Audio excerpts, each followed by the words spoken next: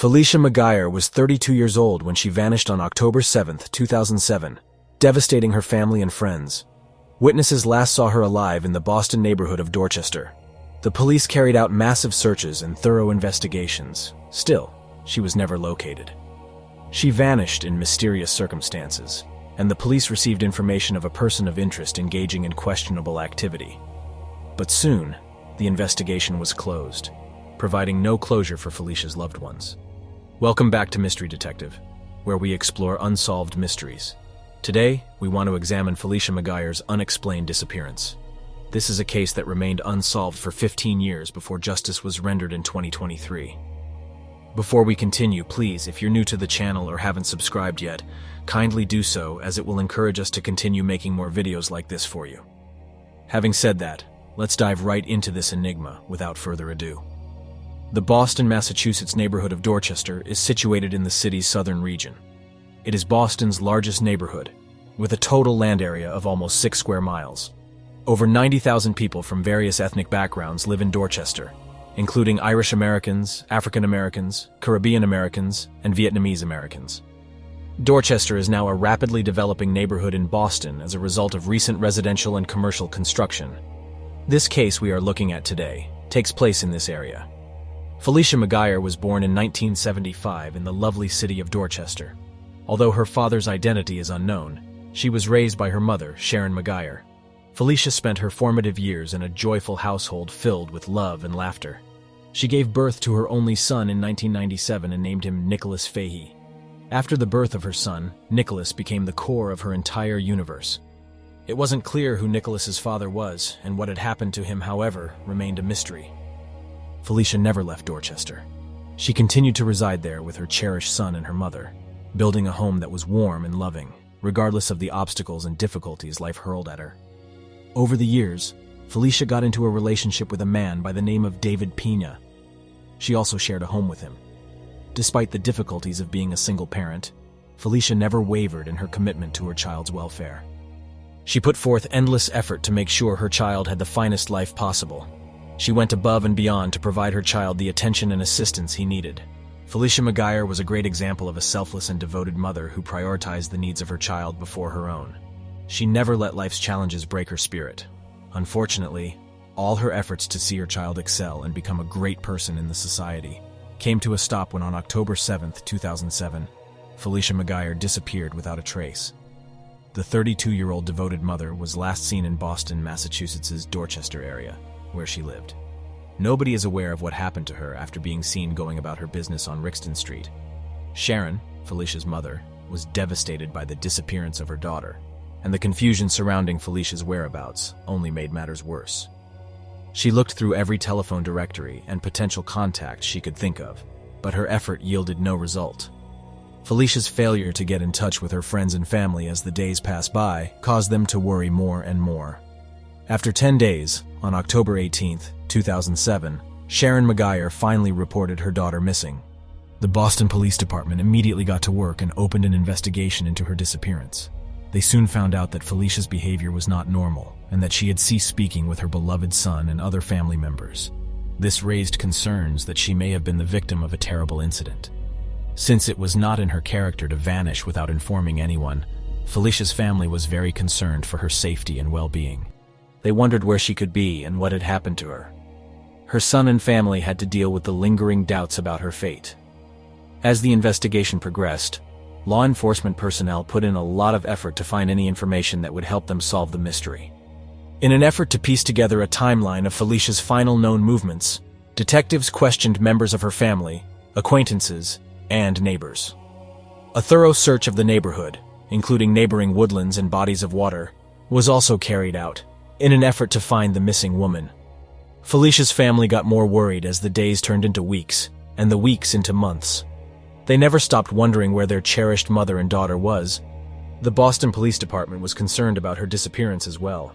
Because of the lack of information, they posted pictures of Felicia McGuyer on social media in November 2013, in an effort to get any information that would help bring her home safely.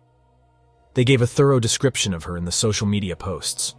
The police voiced great concern for her safety and well-being and listed her physical characteristics, including her height, weight, hair, and eye color.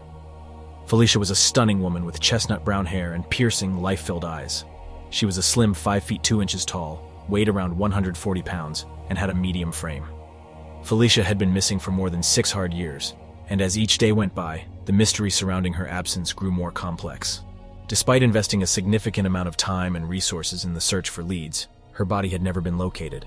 However, following the Facebook post in 2013, several witnesses' report of Felicia's disappearance remained suspicious. An unnamed witness, who reportedly lived below Felicia McGuire and David Pina's flat in 2007, told the police that he remembers Pina, Felicia's live-in boyfriend, showing up at his door in the early hours of October 7, 2007, asking for a ride to his mother's house in Devon Street. The neighbor noticed blood on his clothes, but at the time, Pina had claimed that Felicia had stabbed him with scissors. However, the blood on Pina's shirt suggested something much more heinous had happened. The witness claimed that Pina informed him that during their fight, he had pushed Felicia against the wall with force, striking her head on the bed or dresser as a result. Pina then said he didn't know if she was still alive and seemed unconcerned about her fate. The witness continued to make observations of Pina. He claimed Pina's right hand was also swollen. When questioned why, Pina stated that Felicia had hit him with a baseball bat. Days later, 2 additional witnesses asserted that they had seen Pina return to the apartment on the same evening. According to them, around 3 or 4 in the morning that day, Pina returned home with another man and went upstairs. After some time had passed, they returned, dragging a blanket that may have contained Felicia McGuire's body down the stairs. The 2 witnesses attempted to assist but were turned away and told to mind their own business. To add to the mystery, another witness claimed that in 2007, after lending Pina his 2005 Chevy Impala in exchange for narcotics, he received it back with a shattered and freshly cleaned back seat. As the investigation went on, these troubling details led the police to suspect David Pina and raise doubts about what actually happened to Felicia McGuire. Without delay, investigators questioned David Pina about the case. They also discovered that he had a violent past with Felicia. Pina told investigators he was Felicia McGuire's live-in boyfriend at the time of her disappearance, and their relationship was anything but easy. Since Pina had previously told the first witness who had called the police that he and Felicia had engaged in a violent altercation at their apartment, the police questioned him about it. He then admitted that Felicia attacked him with a pair of scissors, stabbing him in the shoulder. Pina reacted by leaving the apartment and seeking safety at his mother's house. But when he came back a few days later, he made an unexpected discovery. Felicia had left, and her belongings had been taken. After the interview, investigators were forced to release Pina because there was no evidence against him, and he made no incriminating statements. Following this, the investigation into Felicia's death was a torturous journey full of detours that eventually led to every possible dead end. Although every lead was pursued and every piece of evidence was examined, the case grew colder with each passing day. Felicia's family and friends were in excruciating pain and desperately wanted explanations for her disappearance. For years, rumors and conjecture have been circulating regarding the whereabouts of Felicia McGuire, the adored mother who disappeared in 2007 without a trace. In 2017, when the FBI conducted a search in a heavily forested area of West Roxbury, fresh hope was generated. Days of investigation were conducted in secrecy, with no information provided to the press, leaving the public to speculate as to what had brought the authorities to that location. The truth came out in the end. The investigation into Felicia's disappearance was in fact related to the search, and it was an essential step in the drawn-out process of learning the truth. The search turned up a witness who told the detectives the shocking information that David Pina had requested his assistance in removing items from his apartment in 2007, including a heavy rolled-up carpet. He added that Pina and his accomplice had placed Felicia's body in the trunk of a car before speeding off. The witness who saw this claimed that he instantly had the suspicion that a body was wrapped in the carpet and blanket. Sadly, he was right in his assumptions. Finally, with the aid of the witness, Pina was able to carry Felicia's body into a wooded area with a parking lot where they dumped Felicia's body. The investigators were almost close to solving the case, but they needed to find the location where Felicia's body was dumped. However, the solution to this seemed to be a mystery that would never be solved despite numerous leads and witnesses. Before learning what happened to her remains, the witness left the scene. It was even made worse by the fact that the witness had no knowledge of Boston and was unable to offer any suggestions as to where the body might have been dumped.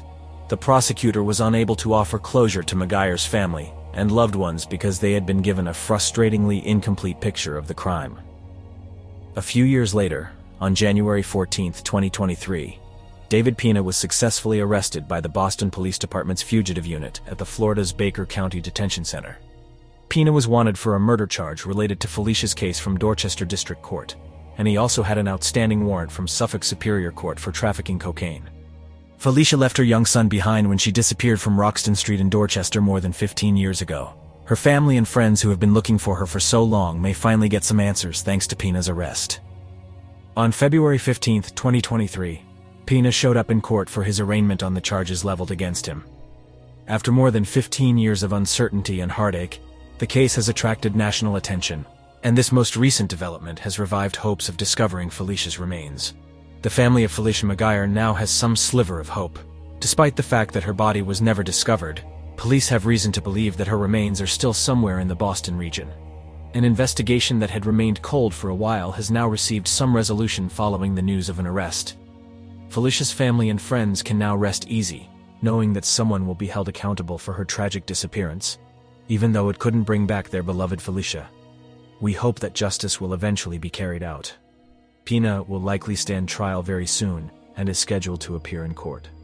Our thoughts and prayers are with Felicia's family and friends at this trying time. As they continue to recover from this unimaginable tragedy, we can only hope that they will find some solace and peace. What do you think about this case? Please leave your comments in the comment section below. Also, don't forget to like, share, and subscribe to our channel for more engrossing true crime tales. Until next time, stay safe, and keep an eye out for the next mystery to emerge.